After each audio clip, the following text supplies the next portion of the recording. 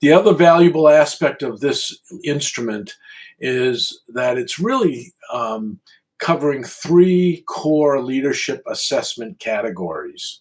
So we oftentimes think of competencies. What am I able to do? What do I know, and what am I able to exhibit in terms of my behaviors? Um, the leadership circle measures that, and we'll be going into those. Other instruments that you've probably heard of that also measure competencies are benchmarks, PDI, or Lominger. The second category are the assumptions we bring.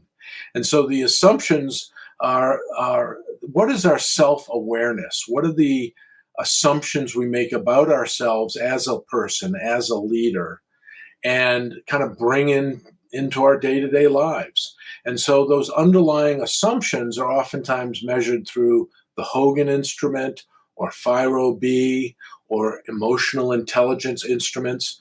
And and so this is a very powerful part of knowing who you are and how you lead. But again, the leadership circle measures both competencies and assumptions, not just one or the other. And then the third area of leadership assessment that the instrument measures is personality, style, or type inventories. This is where people find it helpful to know, how am I different than my teammates? How am I different than my clients or my customers? How is it they're thinking in a very different way than I'm thinking?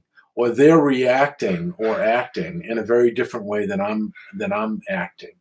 And so other instruments that typically get to the style personality measurements are Myers-Briggs and DISC. Again, these are all powerful tools, but they're measuring one type of leadership assessment. The leadership circle measures all three. And this is why I find it a really powerful tool, because we're able to weave the three areas of leadership assessment into one. So through one instrument, we're able to understand what's going on with a particular individual, why is that going on, and finally, what's the underlying personality type, and that's what leads for pathways for change.